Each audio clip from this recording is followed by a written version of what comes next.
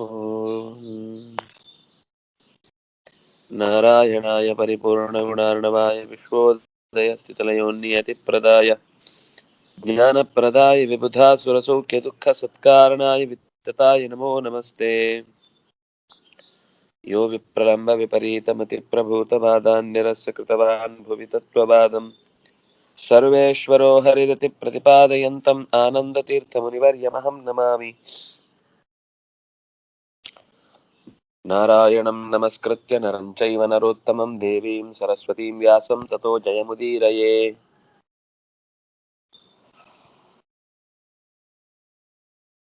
ಮಧುಮಗನ ವೇಷವನ್ನ ಹಾಕಿಕೊಂಡ ಶಿಶುಪಾಲ ಸಭೆಯಲ್ಲಿಯೇ ಉಳಿಯುವಂತಾಯಿತು.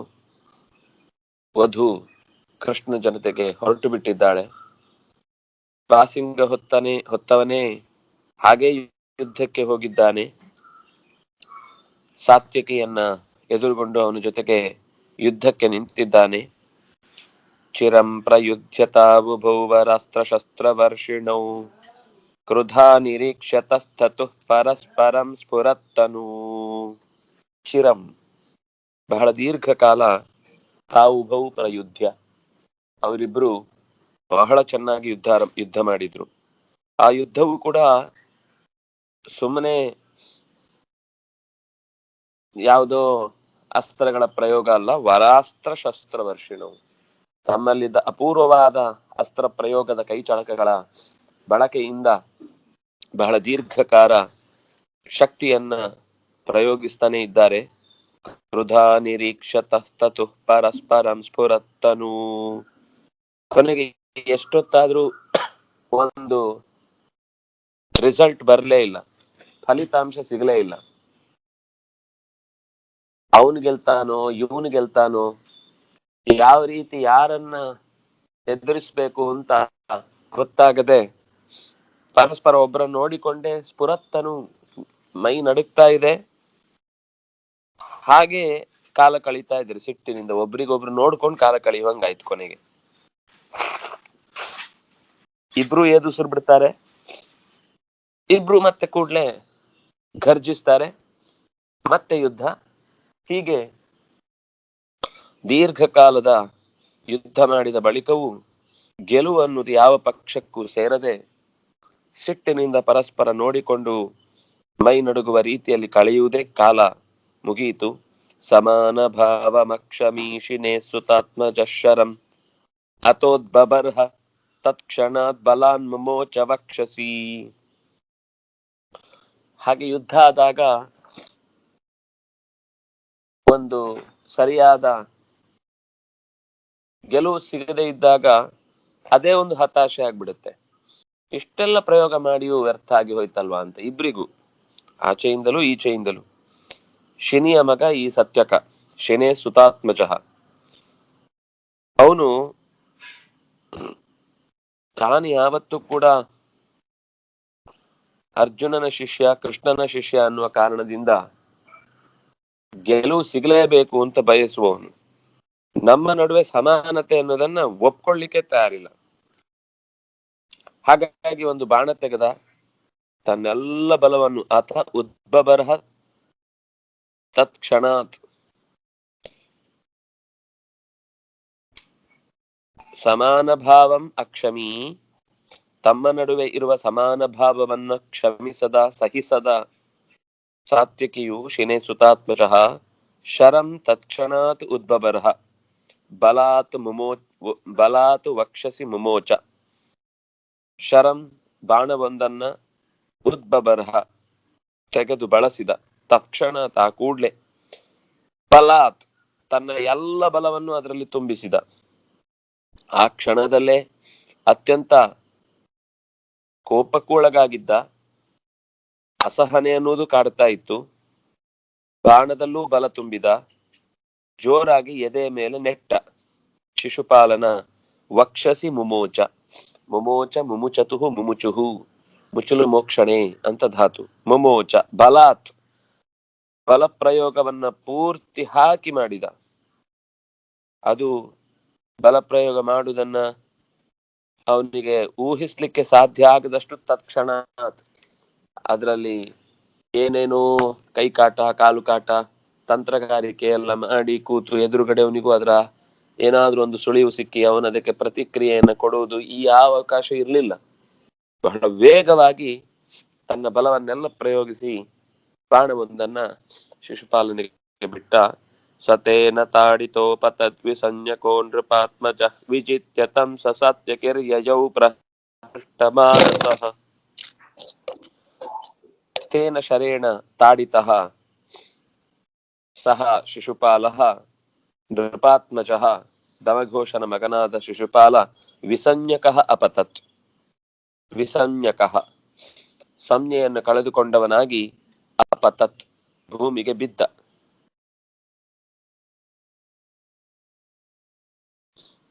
ಬಾಣದಿಂದ ಹೊಡೆಯಲ್ಪಟ್ಟಂತಹ ಶಿಶುಪಾಲ ಆ ಪೆಟ್ಟಿನ ಭರವನ್ನು ತಾಳಲಾರದೆ ಪ್ರಜ್ಞೆ ಕಳೆದುಕೊಂಡು ನೆಲಕ್ಕೆ ಬಿದ್ದ. ನೃಪಾತ್ಮಜಃ ಅಪತತ್ ವಿಜಿತ್ಯ ತಂ ಸಾತ್ಯಕಿಹಿ. ಹೀಗೆ ಕೊನೆಗೂ ತಂ ಆ ಶಿಶುಪಾಲನನ್ನು ಸಾತ್ಯಕಿಹಿ ಸಾತ್ಯಕಿಯು ವಿಜಿತ್ಯ ಗೆದ್ದು ಪ್ರಹೃಷ್ಟಮಾನಸಃ ಯಯೌ. ಅವನಿಗೆ ತುಂಬಾ ಆನಂದ ಆಯ್ತು. ಅಂದ್ರೆ ಬಹಳ ದೀರ್ಘಕಾಲದ ಯುದ್ಧದಲ್ಲಿ ಅನೇಕ ತರದ ಪ್ರಯೋಗಗಳನ್ನ ಮಾಡಿಯೂ ಗೆಲುವು ತನ್ನೆಡೆಗೆ ಬಾರದೆ ಹೋದಾಗ ಒಂದು ವಿಶಿಷ್ಟವಾದ ಪ್ರಯೋಗ ಮಾಡಿ ಅದು ಯಶಸ್ಸು ಪಡೆದ್ರೆ ಆಗ ಆಗುವ ಆನಂದವೇ ಬೇರೆ. ಸುಮ್ನೆ ಬಂದ ತಕ್ಷಣ ಎರಡು ತಲೆ ಮೇಲೆ ಮೊಟಕಿದಾಗ್ಲೇ ತಲೆ ತಿರುಗಿ ಬಿದ್ದ ಅಂದ್ರೆ ಆವಾಗ ಅದನ್ನ ಯುದ್ಧ ಅಂತಾನೆ ಹೇಳಲ್ಲ, ಸುಮ್ನೆ ಏನೋ ಜೊತೆಗೆ ಎಲ್ಲರೂ ಇರ್ತಾರೆ ಅಂತ ಅನ್ನುವ ತರ ಆಗುತ್ತೆ. ಆದ್ರೆ ಬಹಳ ಅದ್ಭುತವಾದ ಯುದ್ಧದಲ್ಲಿ ಎಲ್ಲರೂ ನೋಡ್ತಾ ಇದ್ದಾರೆ. ಆಚೆಯಿಂದ ಶಿಶುಪಾಲನ ಕಡೆಯವರಿಗೆ ಅದು ಒಂದು ಆನಂದ, ಅಂತೂ ಸಾತ್ಯಕಿಯನ್ನಾದ್ರೂ ಸೋಲಿಸಿ ಕೃಷ್ಣನಿಗೊಂದು ವಿದ್ಯೆ ಕಲಿಸ್ಬೇಕು ಅಂತ. ಸಾತ್ಯಕಿಗೆ ಕೃಷ್ಣನಿಂದ ಅರ್ಜುನನಿಂದ ಕಲಿತ ವಿದ್ಯೆಯನ್ನು ಹೀಗೆ ಕಲಿತು ಸೋಲುದು ಅಂದ್ರೆ ಏನರ್ಥ? ಅದು ಇಂಥವ್ರ ಹತ್ರ ಅದನ್ನ ತಾಳ್ಲಿಲ್ಲ. ಅವನು ವಿಶಿಷ್ಟವಾದ ಬಲವನ್ನ ಅಸ್ತ್ರದ ಮೂಲಕ ಪ್ರಯೋಗಿಸಿದ, ಅವನು ಬಿದ್ದ. ಅಲ್ಲಿಂದ ಸಮಾಧಾನಿತನಾಗಿ ಸಾತ್ವಿಕಿ ಯಯೌ ಹೊರಟ.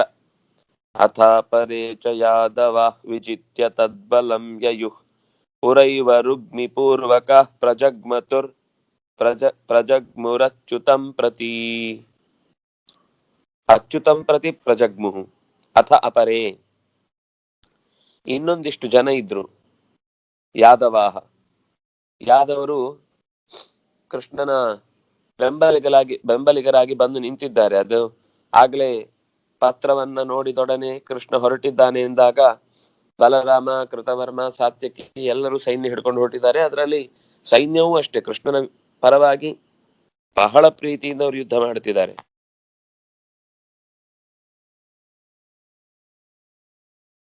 ಯಾಕೆ ಯಾದವರಿಗೆ ಅಷ್ಟು ಕೃಷ್ಣನ ಮೇಲೆ ವಿಶಿಷ್ಟವಾದ ಪ್ರೀತಿ ಅಂದ್ರೆ,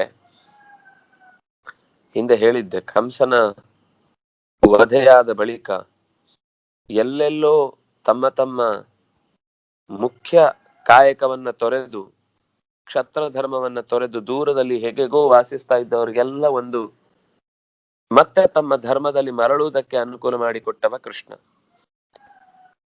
ಮೂಲ ಧರ್ಮಕ್ಕೆ ಅವರನ್ನು ಬರುವಂತೆ ಮಾಡಿ ಆ ಮೂಲಕ ಸೇನೆಯಲ್ಲೆಲ್ಲ ಬಡ್ತಿ ಕೊಟ್ಟಿದ್ದ. ನೀವೆಲ್ಲ ಹೀಗೆ ಎಲ್ಲೆಲ್ಲೋ ಏನೇನೋ ಅಭ್ಯಾಪಾರಿ ಕೆಲಸ ಮಾಡಬಾರ್ದು, ನೀವೆಲ್ಲ ತೋಳಿನ ಬಲವನ್ನ ಹೀಗೆ ಉಪಯೋಗಿಸ್ಬೇಕು ಅಂತ ತೋರಿಸಿಕೊಟ್ಟಿದ್ದ. ಅದರಿಂದಾಗಿ ಕೃಷ್ಣನ ಬಗ್ಗೆ ಬಹಳ ಪ್ರೀತಿ ಅವರಿಗೆ. ತದ್ಬಲಂ ವಿಜಿತ್ಯಯು, ಇದೊಂದು ಹೋರಾಟಕ್ಕೆ ಸಿಕ್ಕಿದ ಅಪೂರ್ವವಾದ ಕ್ಷಣ. ಇನ್ನೊಮ್ಮೆ ಹೀಗೊಂದು ಯುದ್ಧ ಸಿಗುತ್ತೆ ಅಂತ ಗೊತ್ತಿಲ್ಲ. ಕೃಷ್ಣನ ಪರವಾಗಿ ಕೃಷ್ಣನಿಗೆ ಕೃತಜ್ಞತೆಯನ್ನು ಅರ್ಪಿಸುವುದಕ್ಕೆ ಇದೊಂದು ಒಳ್ಳೆ ವಿಧಾನ. ಹಾಗಾಗಿ ತದ್ಬಲಂ ವಿಚಿತ್ಯಯು, ತದ್ಬಲಂ ಶಿಶುಪಾಲನ ಬಲವನ್ನು, ಜರಾಸಂಧನ ಬಲವನ್ನು ವಿಜಿತ್ಯ ಗೆದ್ದು ಯಯುಹು ಅಲ್ಲಿಂದ ಹೊರಟರು. ಆದ್ರೆ ಅದಕ್ಕಿಂತಲೂ ಮುಂಚೆ ಊರ ಹೊರಭಾಗದಲ್ಲಿ ಇದ್ದಂತಹ ರುಗ್ಮಿಪೂರ್ವಕಾಹ ಅಚ್ಯುತಂ ಪ್ರತಿ ಪ್ರಜಗ್ಮುಹು. ಮೊದಲೇ ಪುರೈವ, ಈ ರುಗ್ಮಿಗೆ ಬಹಳ ಮೊದಲೇ ಒಂದ್ ಸ್ವಲ್ಪ ಸಂದೇಹ ಇತ್ತು, ಈ ಕೃಷ್ಣ ಏನಾದ್ರೂ ಮಾಡಿ ಇಲ್ಲಿಗೆ ಬಂದೇ ಬರ್ತಾನೆ, ಅವನು ಅಸಾಮಾನ್ಯ ಅವನು. ನಾವು ಊಹಿಸಿದ ಹಾಗಲ್ವೇ ಅಲ್ಲ. ನಾವು ಒಂದು ಯೋಚಿಸಿದ್ರೆ ಅವನು 10 ಯೋಚಿಸಿರ್ತಾನೆ, ನಾವು 10 ಯೋಚಿಸಿದ್ರೆ ಅವನು 100 ಯೋಚಿಸಿರ್ತಾನೆ ಅನ್ನೋದು ರುಗ್ಮಿಗೆ ಇದ್ದ ಯೋಚನೆ. ನೋಡಿ, ದುಷ್ಟನಿಗೂ ಕೃಷ್ಣನ ಬಗ್ಗೆ ಎಷ್ಟು ಚೆನ್ನಾಗಿ ಗೊತ್ತಿತ್ತು, ಆದ್ರೆ ಭಕ್ತಿ ಬರ್ಲಿಲ್ಲ. ಅವನಿಗೆ ಅದು ಸೇಡಾಗಿ ತಿರುಗಿತು. ತನ್ನ ಇದೇ ವಿಷಯ ಅಕಸ್ಮಾತ್ ಒಂದು ಒಳ್ಳೆಯ ಭಕ್ತನಾಗಿ ಅವನು ಆಲೋಚಿಸಿದ್ದ ಅಂದ್ರೆ, ಪರಾಕ್ರಮವನ್ನು ಚಿಂತಿಸಿದ್ರಿಂದಾಗಿ ಅವನ ಪರಾಕ್ರಮವು ಅತ್ಯಂತ ಹೆಚ್ಚಿ ಇನ್ನಷ್ಟು ಸಮೃದ್ಧವಾದಂತಹ ನಗರವನ್ನ ಕಟ್ಟಿ ತಂದೆಯ ಜೊತೆಗೆ ಒಳ್ಳೆಯ ರಾಜ್ಯಭಾರ ಮಾಡಬಹುದಿತ್ತು, ದೊಡ್ಡ ವ್ಯಕ್ತಿತ್ವವನ್ನ ಬೆಳೆಸ್ಕೊಳ್ಬಹುದಿತ್ತು. ಆದ್ರೆ ದೇವರ ಬಗ್ಗೆ ಇದ್ದ ಗುಣವನ್ನ ಅವನು ಸಾರ್ಥಕ್ಯ ಪಡಿಸಿಕೊಳ್ಳಿಲ್ಲ. ಅವನು ದೇವರ ವಿರುದ್ಧ ಅದನ್ನ ಪಿತೂರಿಯಾಗಿ ಬಳಸಿ ಊರ ಹೊರಬಾಗಿಲಿನಲ್ಲೇ ಕಾಯಲಿಕ್ಕೆ ನಿಂತಿದ್ದಂತಹ ಸೈನ್ಯವನ್ನ ಹೊತ್ತು, ಇವರೆಲ್ಲ ಒಳಗೆ ಬಲರಾಮಾದಿಗಳು, ಸಾತ್ಯಕಿ ಮೊದಲಾದವರು ನಿಂತಿದ್ರೆ ಊರ ಹೊರಬಾಗಿಲಿನಿಂದ ತಪ್ಪಿಸಿಕೊಂಡು ಓಡ್ತಾ ಇದ್ದ ಕೃಷ್ಣನನ್ನು ಅಚ್ಯುತಂ ಪ್ರತಿ ಪ್ರಜಗ್ಮುಹು, ಅವನ ರುಗ್ಮಿಯಿಂದ ಕೂಡಿಕೊಂಡಂತಹ ಒಂದಿಷ್ಟು ದೊಡ್ಡ ಸೈನ್ಯ ಅಚ್ಯುತನನ್ನು ಹಿಂಬಾಲಿಸಿತು. ಅಚ್ಯುತನನ್ನು ಹಿಂಬಾಲಿಸಿದಾಗ ಅವನಿಗೆ ಆಶ್ಚರ್ಯ ಆಯ್ತು. ಕೃಷ್ಣ ಎಲ್ಲೆಲ್ಲಿಂದ ಏನೇನ್ ಮಾಡ್ತಾನೆ ಅನ್ನೋದೇ ಅವರಿಗೆ ಯಾರಿಗೂ ಅರ್ಥ ಆಗಿರ್ಲಿಲ್ಲ. ಎಲ್ಲರೂ ಅವರವರ ಪ್ರಯತ್ನವನ್ನು ಮಾಡ್ತಾ ಇದ್ದಾರೆ, ಆದ್ರೆ ಕೃಷ್ಣನನ್ನು ಎದುರಿಸುವ ಬಗೆ ಹೇಗೆ ಅನ್ನೋದು ಅವರಿಗೆ ಸ್ಪಷ್ಟವಾಗಿ ಗೊತ್ತಾಗ್ತಿರ್ಲಿಲ್ಲ. ಒಟ್ಟಂತೂ ಹಿಂಬಾಲಿಸ್ಕೊಂಡು ಹೋಗುದೀಗ. ಅದ್ರಲ್ಲಿ ಯಾರ್ಯಾರು ಇದ್ರು ಅಂತ ತುಂಬಾ ಚೆನ್ನಾಗಿ ಹೇಳ್ತಾರೆ. ಸಹೈಕಲವ್ಯ ಪೂರ್ವ ಕೈ ಸಮೇತ್ಯ ಭೀಷ್ಮಕಾತ್ಮಜ ಹರಿಂಬವರ್ಷ ಸಾಯಕೈ ಸಸಿಂಹವನ್ಯವರ್ತತ.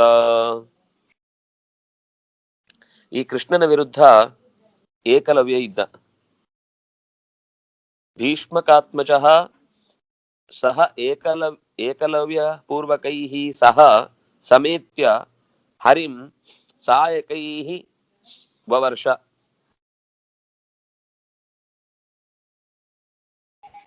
ಏಕಲವ್ಯನ ಬಗ್ಗೆ ಹಿಂದೆಯೂ ಒಂದು ಮಾತು ಬಂದಿತ್ತು.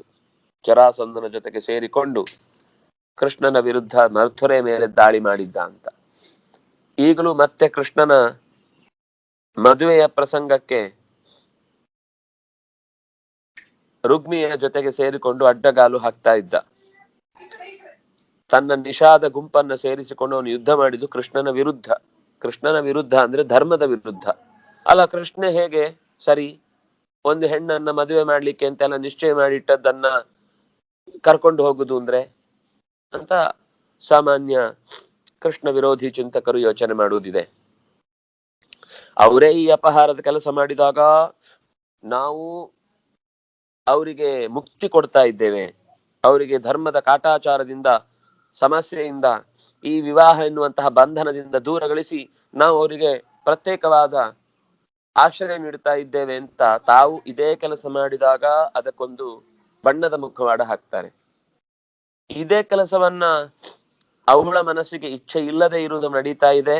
ಭೀಷ್ಮಕನಿಗೂ ಅದು ಅಪೇಕ್ಷೆ ಇಲ್ಲ.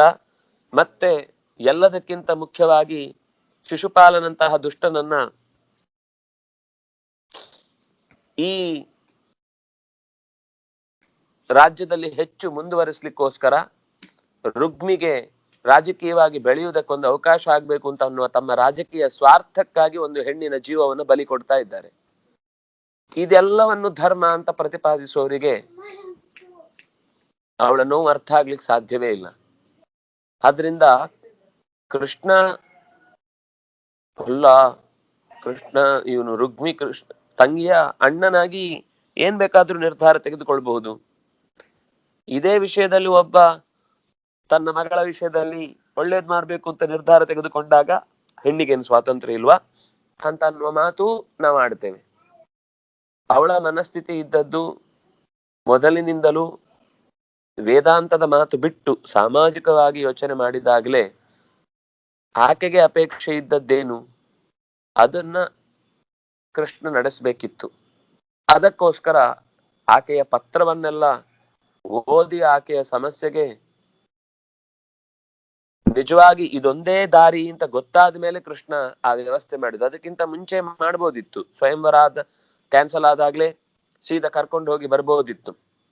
ಇಲ್ಲ, ಇನ್ಯಾವುದೋ ದಾರಿಯಲ್ಲಿ ಎಲ್ಲ ಸರಿಯಾಗಿ ನಡೀಬಹುದು ಅನ್ನುವ ನಿರೀಕ್ಷೆಯಲ್ಲಿ ಕೃಷ್ಣ ಕಾದ. ಆದ್ರೆ ಆ ನಿರೀಕ್ಷೆಯನ್ನ ರುಕ್ಮಿ ಮೊದಲಾದವರು ಹುಸಿಗೊಳಿಸಿದ್ರು. ಶಿಶುಪಾಲನನ್ನ ಎತ್ತರಕ್ಕೆ ತರಬೇಕು, ರಾಜಕೀಯವಾಗಿ ರುಗ್ಮಿ ತಾನು ಬೆಳಿಬೇಕು, ಜರಾಸಂಧನ ಸಮೂಹಕ್ಕೆ ಮತ್ತಷ್ಟು ಬಲ ತುಂಬಬೇಕು, ಕೃಷ್ಣನನ್ನು ಭಾವನಾತ್ಮಕವಾಗಿ ಹೊಡಿಬೇಕು ಅಂತ ಎಲ್ಲರೂ ಸೇರಿ ನಿರ್ಧಾರ ತೆಗೆದುಕೊಂಡು ಈ ಅನ್ಯಾಯದ ಕಾರ್ಯಕ್ಕೆ ಜೊತೆಗೂಡಿದ್ರು. ಹಾಗಾಗಿ ಕೃಷ್ಣ ಎಳೆದುಕೊಂಡು ಬರಬೇಕಾಯಿತು. ಇಂಥ ಸಂದರ್ಭದಲ್ಲಿ ಎಲ್ಲದಕ್ಕೂ ಬೆಂಗಾವಲಾಗಿ ನಿಂತವನು ಏಕಲವ್ಯ. ಈ ಏಕಲವ್ಯ ರುಗ್ಮಿಯ ಜೊತೆಗೆ ಸೇರಿಕೊಂಡು ತನ್ನ ಬಾಣಗಳಿಂದ, ಆಗಲೇ ಅವನು ಬಲಗೈಯ ಹೆಬ್ಬೆರಳನ್ನ ಕಳೆದುಕೊಂಡಿದ್ದ, ಇಷ್ಟಾದ್ರೂ ಯೋಚನೆ ಮಾಡಿ ಕೃಷ್ಣನ ವಿರುದ್ಧ ಹೋರಾಡುವಷ್ಟು ಅವನಿಗೆ ಅಸ್ತ್ರಗಳ ಪ್ರಯೋಗದ ಚುರುಕುತನ ಇತ್ತು. ಅವನು ಎಡಗೈಯಲ್ಲೂ ಬಾಣವನ್ನ ಪ್ರಯೋಗಿಸ್ತಾ ಇದ್ದ. ಪರಮಾತ್ಮನನ್ನು ಪೀಡಿಸ್ಲಿಕ್ಕೆ ಆರಂಭ ಮಾಡಿದ. ಹರಿಂ ಸಾಯಕೈಹಿ ವವರ್ಷ, ಬಾಣಗಳ ದೊಡ್ಡ ಮಳೆಯನ್ನೇ ಕರೆದ. ಆಗ ಸಹ ಭಗವಂತ ಶ್ರೀಕೃಷ್ಣ ಸಿಂಹವತ್ ನ್ಯವರ್ತತ. ಸಿಂಹ ದೂರದಲ್ಲೇ ನರಿ ಊಳಿಟ್ಟಾಗ ಹತ್ತಿರದಿಂದ ಬಂದು ಇನ್ನೇನೋ ಒಂದಿಷ್ಟು ತರಲೆಗಳನ್ನು ಮಾಡಿದಾಗ್ಲೂ ಅದು ತನ್ನ ಪಾಡಿಗೆ ತಾನು ಏನ್ ಮಾಡ್ತಾ ಇತ್ತೋ ಆ ಕೆಲಸದಲ್ಲಿ ತೊಡಗಿರುತ್ತೆ. ಆದ್ರೆ ಯಾವಾಗ ಅದರ ಮಿತಿ ಮೀರುತ್ತೋ ಒಂದು ಸರ್ತಿ ತಿರುಗಿ ನಿಲ್ಲತ್ತೆ. ಹಾಗೆ ಕೃಷ್ಣ ಸಿಂಹವತ್, ಆ ಶಬ್ದವೇ ಚಂದ, ನ್ಯವರ್ತತ, ತಿರುಗಿ ನಿಂತು ಬಿಟ್ಟ. ಇಡೀ ಸೈನ್ಯ ಒಂದು ಸರ್ತಿ ಗಾಬರಿ ಆಯಿತು. ಕೃಷ್ಣ ತಿರುಗಿ ರಥವನ್ನ ನಿಲ್ಲಿಸಿದೊಡನೆ ಅಕ್ಷೋಹಿಣಿ ತ್ರಯಂ ಹರಿಹಿ ತದಾ ನಿಹತ್ಯ ಸಾಯಕೈಹಿ ಅವಾಹನಾಯುಧಂ ವ್ಯಧಾತ್ ನಿಷಾದಪಂ ಶರೈಕ್ಷಣಾತ್. ಈ ರುಗ್ಮಿಯ ಜೊತೆಗೆ ಬಂದ ಸೈನ್ಯದ ಸಂಖ್ಯೆ 3 ಅಕ್ಷೋಹಿಣಿಯಷ್ಟು ದೊಡ್ಡ ಸಂಖ್ಯೆ. ಅಕ್ಷೋಹಿಣಿ ತ್ರಯಂ, 3 ಅಕ್ಷೋಹಿಣಿ ಸೈನ್ಯ ಕೃಷ್ಣನ ವಿರುದ್ಧ ಯುದ್ಧಕ್ಕಾಗಿ ನಿಂತಿದೆ. ಸಾಯಕೈಹಿ ತದಾ ನಿಹತ್ಯ, ಪ್ರಾಣಗಳಿಂದ ಅವರನ್ನೆಲ್ಲ ಸೋಲಿಸಿದ. ಎಷ್ಟೋ ಜನ ಪ್ರಾಣ ಕಳ್ಕೊಂಡ್ರು, ಎಷ್ಟೋ ಜನ ಪೆಟ್ಟು ತಿಂದ್ರು. ಕೊನೆಗೆ ಎದುರಾಳಿಗಳಾಗಿದ್ದಂತಹ ಒಡೆತನದಲ್ಲಿ, ಅಧಿಕಾರದಲ್ಲಿ ನಾಯಕತ್ವವನ್ನು ವಹಿಸಿದ್ದ ನಿಷಾದಪಂ, ಏಕಲವ್ಯನನ್ನು ಅವಾಹನಾಯುಧಂ, ಅವನ ವಾಹನವನ್ನ ಪುಡಿಗಟ್ಟಿದ, ಅವನ ಕುದುರೆಗಳನ್ನ ಓಡಿಸಿದ, ಅವನ ಕೈಯಲ್ಲಿದ್ದ ಆಯುಧಗಳನ್ನು ತುಂಡು ಮಾಡಿದ, ರಥದ ಚಕ್ರವನ್ನ ಮುರಿದ, ತಲೆಯ ಧ್ವಜವನ್ನ ಕತ್ತರಿಸಿದ, ಆಯುಧಾಗಾರವನ್ನ ಚೆಲ್ಲಾಪಿಲ್ಲಿಗೊಳಿಸಿದ. ಷಡೈಹಿ ಕ್ಷಣಾತ್, ಇದು ಯಾವಾಗ್ಲೂ ನಿಧಾನಕ್ಕಲ್ಲ, ಒಂದಾದ್ಮೇಲೆ ಒಂದು ವೇಗದ ಬಾಣಗಳಿಂದ ಪೆಟ್ಟು ಬಿದ್ದಾಗ ಎಲ್ಲಿಗ್ ಬಿತ್ತು, ಹೇಗ್ ಬಿತ್ತು, ಏನ್ ಬಿತ್ತು ಅಂತ ಯೋಚನೆ ಮಾಡುವಷ್ಟರಲ್ಲಿ ನೆಲದಲ್ಲಿದ್ದ. ವ್ಯಧಾತ್, ಅವಾಹನಂ ಅನಾಯುಧಂ ವ್ಯಧಾತ್, ಅವಾಹನಾಯುಧ, ಆಯುಧಗಳಿಂದಲೂ ವಾಹನ ಪರಿಕರಗಳಿಂದಲೂ ಅವನನ್ನ ದೂರಗೊಳಿಸಿದ. ಕ್ಷಣಾತ್, ತಡ ಮಾಡದೆ ಬಾಣಗಳ ಪ್ರಯೋಗದಿಂದ ಹೀಗೆ ಅವನನ್ನ ಕೆಳಕ್ಕೆ ಬೀಳಿಸಿದ. ಶರಂ ಶರೀರನಾಶಕಂ ಸಮಾದದ್ದಾನಮೀಶ್ವರಂ ಸ ಏಕಲವ್ಯ ಆಶುತಂ ವಿಹಾಯ ದುಧ್ರುವೇ ಭಯಾತ್. ಮತ್ತು ಆಯುಧಗಳನ್ನ ಕೃಷ್ಣ ಎತ್ತಿಕೊಳ್ತಾ ಇದ್ದಾನೆ. ಈ ಆಯುಧ ದೇಹವನ್ನ ಸೀಳಿ ಪ್ರಾಣವನ್ನ ತೆಗೆಯತ್ತೆ ಅಂತ ಏಕಲವ್ಯನಿಗೆ ಗೊತ್ತಾಯ್ತು. ದ್ರೋಣಾಚಾರ್ಯರ ಹತ್ರ ಪಾಠವನ್ನು ಕಲಿತವನಾದ್ರಿಂದಾಗಿ, ದ್ರೋಣಾಚಾರ್ಯರ ಚರ್ಯೆಯನ್ನ ಅಭ್ಯಸಿಸಿದವನಾದ್ರಿಂದಾಗಿ ಪ್ರಾಣ ತೆಗಿಬೇಕಾದ್ರೆ ಏನು ಪರಿಕರಗಳನ್ನು ಬಳಸ್ತಾರೆ, ಈ ಬರೀ ರಥವನ್ನು ಪುಡಿ ಮಾಡುವುದಾದ್ರೆ ಹೇಗೆ, ಆಯುಧಗಳನ್ನು ತುಂಡರಿಸುವಾಗ ಎಂಥ ಅಸ್ತ್ರಗಳನ್ನು ಬಳಸ್ತಾರೆ, ಆಗ ಅವರ ಹಾವಭಾವ ಹೇಗಿರುತ್ತೆ ಇತ್ಯಾದಿ ಎಲ್ಲವನ್ನು ಮನಗೊಂಡಿದ್ದವನಾದ್ರಿಂದಾಗಿ ಶರೀರನಾಶಕಂ ಶರಂ ಸಮಾದದಾನಂ ಈಶ್ವರಂ ಸಮಾದದಾನಂ, ಹೆದೆಯೇರಿಸುತ್ತಿರುವುದನ್ನು ಕಂಡು, ಸಮಾದದಾನಂ ಹೆದೆಯೇರಿಸುತ್ತಿರುವ ಈಶ್ವರಂ ಶ್ರೀಕೃಷ್ಣನನ್ನು ಕಂಡು, ಏನನ್ನ ಹೆದರಿಸ್ತಾ ಇರೋದು?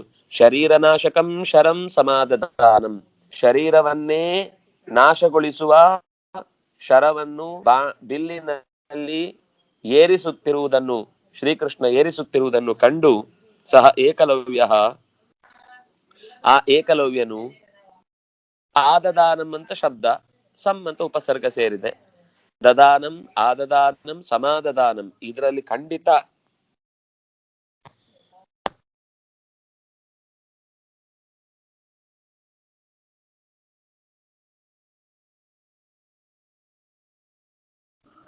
ಈ ಬಾಣ ಬಿಟ್ರೆ ಖಂಡಿತ ನಾನು ನಾಶ ಆಗ್ತೇನೆ. ಯಾಕೆಂದ್ರೆ ಕೃಷ್ಣನ ಕೈಯಿಂದ ತಪ್ಪಿಸಿಕೊಳ್ಳುವುದು ಸಾಧ್ಯವೇ ಇಲ್ಲ. ಕೃಷ್ಣ ಬಿಟ್ಟ ಬಾಣ, ಅಯ್ಯೋ ಅದೆಲ್ಲೋ ಗಾಳಿಯಲ್ಲಿ ಟುಸ್ ಆಯ್ತು, ಏನು ಫಲ ನೀಡ್ಲಿಲ್ಲ ಅನ್ನುವ ಸ್ಥಿತಿ ಇಲ್ಲವೇ ಇಲ್ಲ. ಅವನು ಮಾಡುವ ಪ್ರತಿಯೊಂದು ಕ್ರಿಯೆಯೂ ಕೂಡ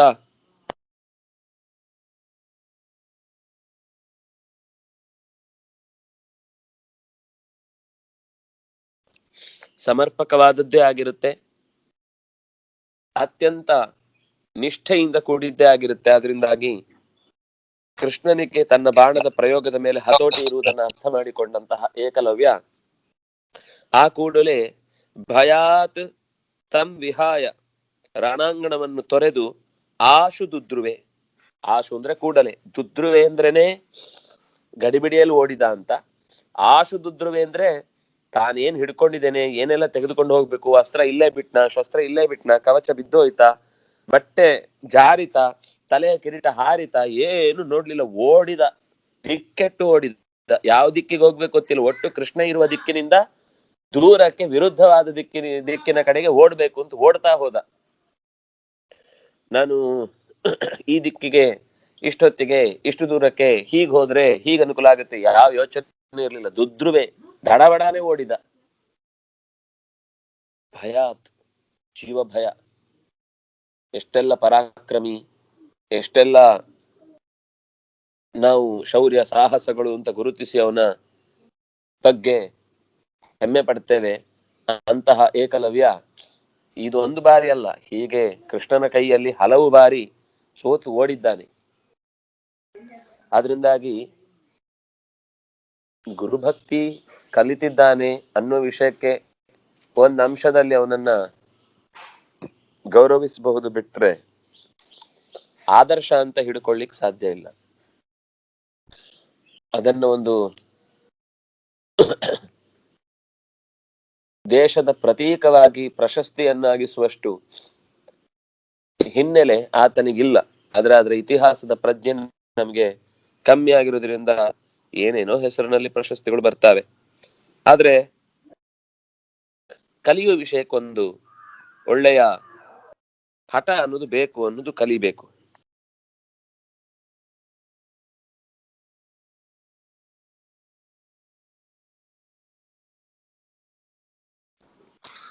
ಏನಾದ್ರೂ ಕಳೆದು ಹೋದಾಗ ಇಂಥ ಶ್ಲೋಕ ಹೇಳ್ಬೇಕು ಅಂತ ಹೇಳಿದ್ರೆ ಮೊದಲ ಶ್ಲೋಕ ಕಳೆದೋದನ್ನ ಹೇಳ್ಕೊಡ್ಲಿಕ್ಕೆ ಇನ್ನೊಂದು ಶ್ಲೋಕ ಬೇಕಾಗುತ್ತೆ. ಇದು ಮುಗಿಯುವುದೇ ಇಲ್ಲ ಈ ಕತೆ. ಹಾಗಾಗಿ ಅವನಿಂದ ಹಠ ಕಲಿಬೇಕು ಅನ್ನೋದೇ ಒಂದು ಅವನ ಕಲಿಕೆಯ ಮೂಲ ವಿಧಾನವನ್ನ ಗುರುತಿಸಬಹುದಷ್ಟೇ, ಬಿಟ್ರೆ ಅವನು ಕೃಷ್ಣನಿಂದ ಸೋತು ಓಡಿದ, ದಿಕ್ಕೆಟ್ಟು ಓಡಿದ. ಧನುರ್ಭೃತಾಂಬರೇ ಘಟೆ ರಣಂ ವಿಹಾಯ ಭೂಭೃತಃ ಕರುಷರಾಜಪೂರ್ವಕ ಕ್ಷಣಾತ್ ಪ್ರದುದ್ರುವರ್ಭಯಾತ್. ಧನುರ್ಭೃತಾಂಬರೇ, ಬಾಣಗಳನ್ನ ಹಿಡಿಯುವುದರಲ್ಲಿ ನೋಡಿ, ಆ ಶಬ್ದವನ್ನ ಆಚಾರ್ಯರು ಪ್ರಯೋಗ ಮಾಡುವುದು ವೇದವ್ಯಾಸರ ಹೃದಯವನ್ನ ಎತ್ತಿ ಹಿಡಿದು ಹೇಳ್ತಾರೆ. ಧನುರ್ಭೃತಾಂಬರೇ, ಒಂದು ಅರ್ಥದಲ್ಲಿ ಅರ್ಜುನನ ಸಮಕ್ಕೆ ಬಂದು ನಿಂತವ, ಅಷ್ಟು ಕಲಿತವ. ಆದ್ರೆ ಕಲಿಕೆ ಎಲ್ಲವೂ ಕೂಡ ಒಳಿತೇ ಆಗತ್ತೆ ಅಂತ ಅನ್ನೋದಕ್ಕೆ ನಿರ್ಧಾರ, ಒಂದು ದೃಷ್ಟಾಂತ ಪೂರ್ತಿ ಎಲ್ಲ ಕಡೆ ತೋರಿಸ್ಲಿಕ್ಕೆ ಬರಲ್ಲ ಅನ್ನೋದಕ್ಕೆ ಇದು ಒಂದು ದೃಷ್ಟಾಂತ. ಕಲ್ತರ್ಲಿ ಎಲ್ಲಾ ಕಡೆ ಒಳ್ಳೇದೇ ಆಗುತ್ತೆ. ಕಲಿಕೆ ಅನ್ನೋದು ಸರ್ವ ಶಿಕ್ಷಣ ಬೇಕು, ಸರ್ವರಿಗೆ ಯೋಗ್ಯ ಶಿಕ್ಷಣ ಅಂತ ಹಾಕ್ಬೇಕಷ್ಟೇ ಹೊರತು ಸರ್ವ ಶಿಕ್ಷಣ ಅಂತ ಹಾಕಿದ್ರೆ ಯಾರಿಗೆ ಅದ್ರ ನಿಜವಾದ ಅಗತ್ಯ ಇಲ್ಲ ಅಂಥವರಿಗೆ ಸುಮ್ಮನೆ ಅದನ್ನ ತುಂಬಿಸಿ ಆ ವಿದ್ಯೆಯನ್ನು ಅವರು ಇನ್ನೆಲ್ಲೋ ದುರುಪಯೋಗ ಪಡಿಸಿ ಅನಗತ್ಯವಾದ ಕುತೂಹಲಕ್ಕೆ ಅವರನ್ನು ನಾವು ಗುರಿಪಡಿಸಿ ಅದರಿಂದ ಅವರ ಶಕ್ತಿ ಸಾಮರ್ಥ್ಯವನ್ನ ಬೇರೆಡೆಗೆ ಎಳೆದೊಯ್ಯುವ ಪ್ರಸಂಗಗಳು ಜಾಸ್ತಿ ನಡೆಯುತ್ತೆ. ಆದ್ರೆ ಕಲಿತ ವಿಷಯದಲ್ಲಿ ಅವನನ್ನ ನಿರಾಕರಿಸಲಿಲ್ಲ. ಅವನ ಶಕ್ತಿ ಸಾಮರ್ಥ್ಯ ಧನುರ್ಭೃತಾಂ ವರೆ, ಧನುಸ್ಸನ್ನ ಹಿಡಿಯುವವರಲ್ಲಿ, ಬಾಣವನ್ನ ಪ್ರಯೋಗಿಸುವವರಲ್ಲಿ ಶ್ರೇಷ್ಠನಾದ ಇನ್ನೊಬ್ಬ ವ್ಯಕ್ತಿ ಇಲ್ಲ ಅನ್ನುವಷ್ಟು ಎತ್ತರದಲ್ಲಿದ್ದಾನೆ.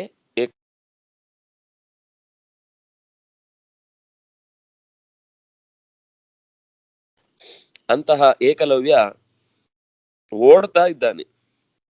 ಅಗ್ರಗಣ್ಯನಾದ ಏಕಲವ್ಯ ಓಡುವುದರಲ್ಲೂ ಅಗ್ರಗಣ್ಯನಾಗಿದ್ದಾನೆ. ಯುದ್ಧರಂಗ ಬಿಟ್ಟು ರಣಂ ವಿಹಾಯ, ಕತ್ತೆ ರಣವನ್ನೇ ತೊರೆದು ಓಡ್ತಾ ಇದ್ದಾನೆ. ಆಗ ಉಳಿದ ಭೂಭೃತಃ, ಕರುಷ ರಾಜ ಪೂರ್ವಕ, ಕರುಷ ರಾಜ ಮೊದಲಾದ ಅನೇಕ ರಾಜರ ಗುಂಪು, ಭೂಭೃತ್ ಭೂಮಿಯನ್ನ ಹೊರುವವರು, ಧರಿಸುವವರು, ಅಂತಹ ಭೂಭೃತ್ಗಳೆಲ್ಲರೂ ಕೂಡ ತತ್ಕ್ಷಣಾತ್ ಅವನ ಹಿಂದೆ ಓಡ್ಲಿಕ್ಕೆ ಶುರು ಮಾಡಿದ್ರು. ಅಂದ್ರೆ ಅವ್ರಿಗೆ ಗೊತ್ತಾಯ್ತು, ಇವನು ಓಡಿದ್ದ ಅಂದ್ಮೇಲೆ ಇನ್ನು ಕೃಷ್ಣನನ್ನು ಎದುರಿಸ್ಲಿಕ್ಕೆ ನಮಗೂ ಸಾಧ್ಯ ಇಲ್ಲ ಅಂತ. ಆ ಶಬ್ದವನ್ನ ಬದಲಾವಣೆ ಗಮನಿಸ್ಬೇಕು ನಾವು. ಹಿಂದೆ ದುದ್ರುಬುಹು ಅಂತ ಅಷ್ಟೇ ಬಳಸಿದ್ರು, ಈಗ ಪ್ರದುದ್ರುಬುಹು.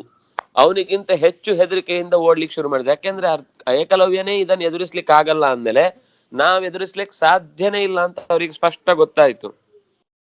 ಇನ್ನಷ್ಟು ಭಯದಿಂದ ಎಲ್ಲ ರಾಜರು ಸೇರಿ ದಿಕ್ಕಾಪಾಲ ಆದ್ರು.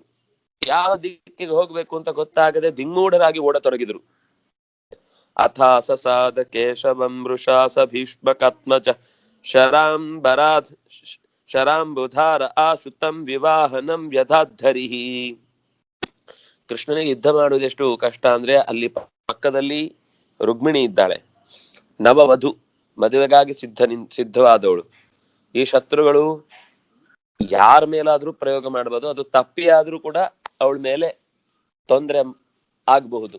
ಅಂತ ಸ್ಥಿತಿಯಲ್ಲಿ ಆಕೆಯನ್ನು ರಕ್ಷಿಸಿ, ರಥವನ್ನು ರಕ್ಷಿಸಿ, ಕುದುರೆಯನ್ನು ಉಳಿಸಿಕೊಂಡು, ಆಯುಧಾಗಾರವನ್ನೂ ಕೂಡ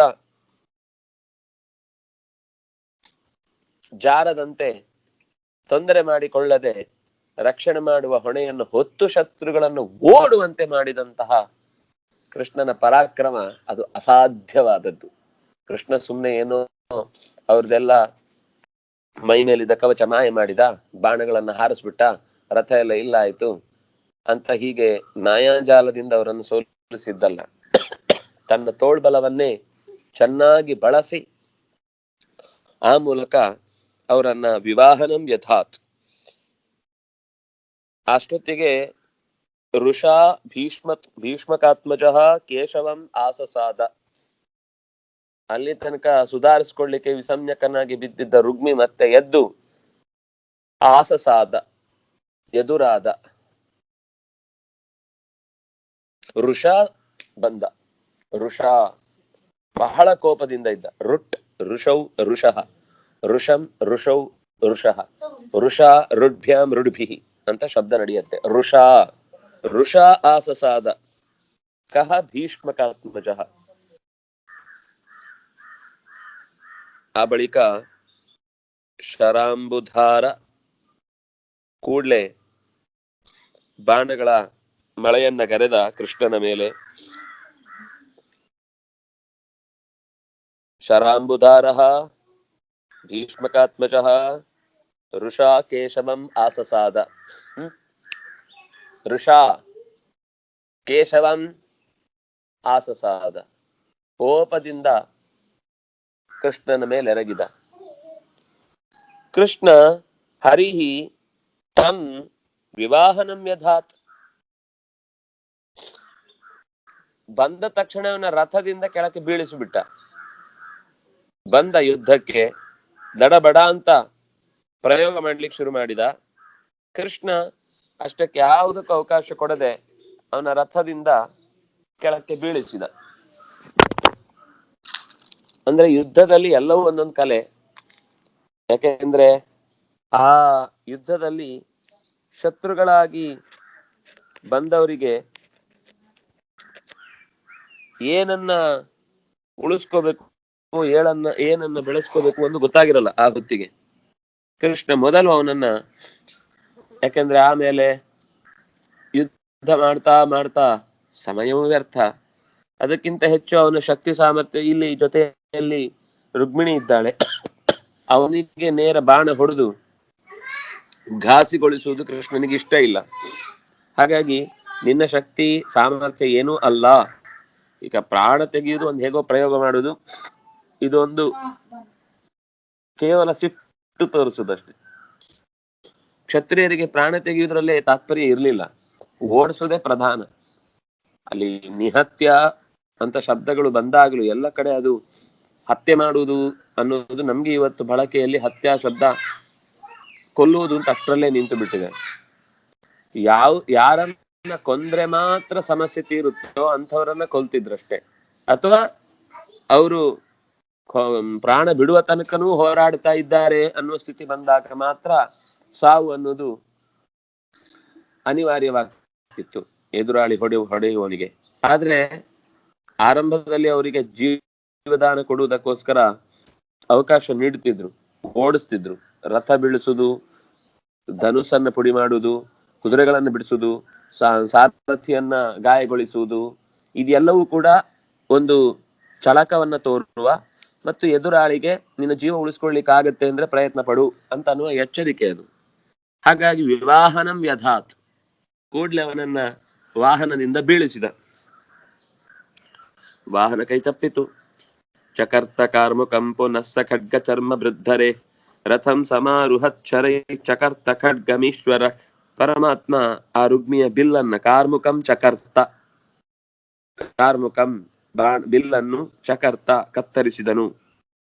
ನಂತರ ಅವನು ಶತ್ರುಗಳದ್ದು ದಾಳಿಯ ಕ್ರಮ ಹೇಗೆ ಅಂದ್ರೆ, ಬಾಣ ಹೋಯ್ತು ಬಿಲ್ಲು ಹೋಯ್ತು ಅಂದ್ರೆ ಖಡ್ಗ ಹಿಡ್ಕೊಳ್ತಾರೆ, ಈಟಿ ಹಿಡ್ಕೊಳ್ತಾರೆ, ಭರ್ಜಿ ಹಿಡ್ಕೊಳ್ತಾರೆ, ಏನ್ ಸಿಗುತ್ತೋ ಅಂತದನ್ನು ಹಿಡ್ಕೊಳ್ತಾರೆ. ಕತ್ತಿ ಗುರಾಣಿ ಹಿಡ್ಕೊಂಡು ಮತ್ತೆ ಪರಮಾತ್ಮನ ರಥವನ್ನ ಏರಿದ. ಕೂಡಲೇ ಅವನು ಏರ್ತಾ ಖಡ್ಗ ಹಿಡ್ಕೊಂಡು ತನ್ನ ರಥದತ್ತ ಓಡಿ ಬರ್ತಾ ಇರ್ಬೇಕಾದ್ರೆ ಅವನ ಖಡ್ಗವನ್ನೇ ತುಂಡರಿಸಿ ದೂರಕ್ಕೆ ಅಟ್ಟಿದ. ಬಾಣದಿಂದ ಚಕರ್ತ ಖಡ್ಗಂ ಈಶ್ವರ, ಒಂದು ಕಡೆಯಲ್ಲಿ ಗುರಾಣಿ, ಇನ್ನೊಂದು ಕೈಯಲ್ಲಿ ಖಡ್ಗವನ್ನ ಹಿಡ್ಕೊಂಡು ಓಡಿ ಬರ್ತಾ ಇದ್ದಂತಹ ರುಗ್ಮಿಯ ಕೈಯಲ್ಲಿದ್ದ ಖಡ್ಗವನ್ನ ಕೃಷ್ಣ ಕತ್ತರಿಸಿದ. ಅದಾದ್ಮೇಲೆ ಅವನನ್ನ ಮತ್ತೆ ಹೇಗೆ ಎದುರಿಸಿದ ಅನ್ನುವ ಸಂಗತಿಯನ್ನ ಮುಂದಿನ ಪದ್ಯದಲ್ಲಿ ನಾವು ನೋಡೋಣ. ಒಟ್ಟಂತೂ ಕೃಷ್ಣನ ಈ ಯುದ್ಧದ ಪ್ರಕ್ರಿಯೆ ಎನ್ನುವುದು ಕೃಷ್ಣನ ಶೌರ್ಯವನ್ನ ಬಹಳ ಚೆನ್ನಾಗಿ ನಿರೂಪಿಸುತ್ತೆ. ಈ ಭಾಗ ಇಲ್ಲಿ ಆಚಾರ್ಯರು ಸಂಗ್ರಹ ಮಾಡಿದಾರಷ್ಟೇ, ಇದರಲ್ಲಿ ಎಲ್ಲ ವಿವರವನ್ನ ಕೊಡ್ಲಿಕ್ಕೆ ಹೋಗ್ಲಿಲ್ಲ. ನಾವು ಮಹಾಭಾರತ, ಹರಿವಂಶ, ಭಾಗವತಗಳನ್ನ ಈ ಭಾಗದಲ್ಲಿ ನೋಡಿದ್ರೆ ಕೃಷ್ಣನ ಯುದ್ಧದ ವೈದುಷ್ಯವನ್ನ ಬಹಳ ಇನ್ನಷ್ಟು ಚೆನ್ನಾಗಿ ವಿವರಿಸ್ತಾರೆ.